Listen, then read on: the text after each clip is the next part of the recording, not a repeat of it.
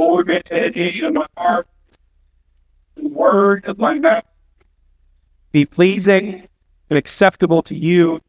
The Lord, our strength and our redeemer. Amen. Please be seated.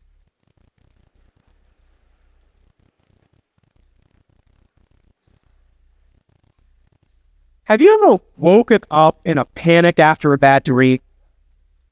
I mean, the kind of dream that makes you question if what you were dreaming was real, or if you're awake now, or maybe that was real. The kind of where am I? What is what? Who? Like, what's happening? Right? Or have you ever had an argument or conversation with someone that makes you go, am I losing it? Like, did that just happen or did that not just happen? I thought something happened like this, but you're saying the complete opposite happened. Do I know what reality even is? You kind of shake your head, and you try to kind of get grounded again. Or maybe you've had this experience. You've waken up in a cold sweat, a feverish nausea, that crusty eye feeling like you just went 5 rounds with Mike Tyson. I mean, it's rough. Well, maybe Plato's correct. Maybe we live in a cave with a reflection of reality created us by some unknown actors in the back. But when the women show up at the tomb, when they come to grieve, when they come to take care of what they need to take care of, what had been rushed 3 days earlier, and now they have the time to finally come and take care of the body. They're in a funk. They're having fever dreams. They're having that cold sweat, and they're trying to shake it off. Get back to the way that life is supposed to happen.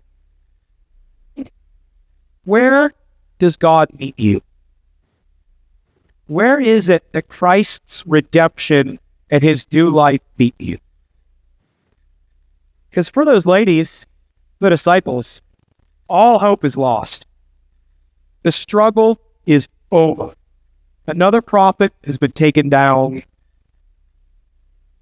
He was killed. It's over.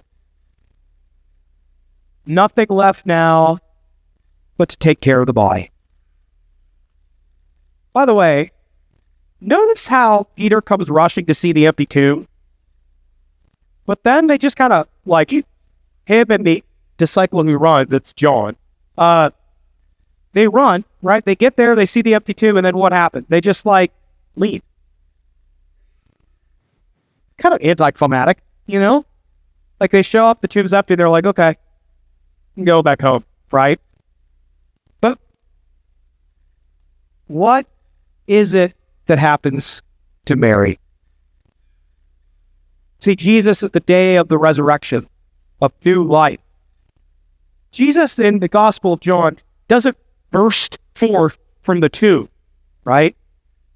Doesn't, ta-da, right? He doesn't do that. Jesus in the Gospel of John is tending a garden. He's walking around the garden in the cool of the day.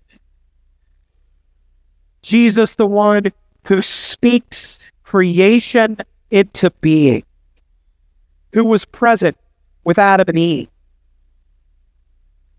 He comes back to the garden. He makes the garden new. A brand new Garden of Eden for you and for me, where once again he walks with his people. This whole week I couldn't shake this hymn that I remember singing at my mother and father-in-law's Methodist church. So I'm going to sing a hymn for you. It goes, I come to the garden alone while the dew is still on the roses, and the voice I hear falling on my ear, the Son of God discloses. And he walks with me, and he talks with me, and he tells me that I am his own, and the joy we share as we tarry there, none other has ever known. That hymn is the hymn of Easter. I mean, Mary is literally walking around with Jesus. She just doesn't know it. And I love how Deacon actually read the gospel today when she said, Jesus, let me flip to it. Sir, if you've carried him away, tell me where you laid him, and I will take him away. And Jesus said to her, Mary? Now I think, my personal interpretation is that Jesus says to her, Mary! Oh, yeah. Oh, never mind. I know who that is. Jesus, right? Rabboni, teacher, right? I think that Jesus had to startle her into reality. Because Jesus is alive. A new day has dawned. The Garden of Eden is once again. Look outside. See the tulips. See the trees in bloom. See all of the light that is happening around us. There are parishioners today who were talking about little baby goats, right? Little lambs, the calves that are walking around. The world is waking up because it's Easter. Sometimes you have to look hard for it. Sometimes the new Eden is but a whisper.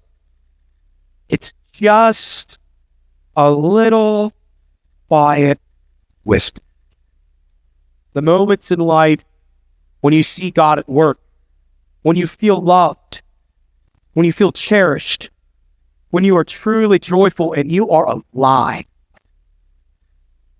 Not because of some substitute for love, but because of the real deal. An experience of God in your midst, knowing his life and his resurrection. Because we could talk with him. We could trust in it. And we will never, ever again, like Adam and Eve, we will not be banished from his love. Because Jesus came and died for you and for me.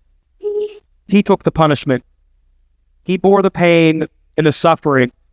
And God proved that Jesus is Lord by raising him from the dead. Hallelujah. Christ is risen. The Lord is risen indeed. Hallelujah.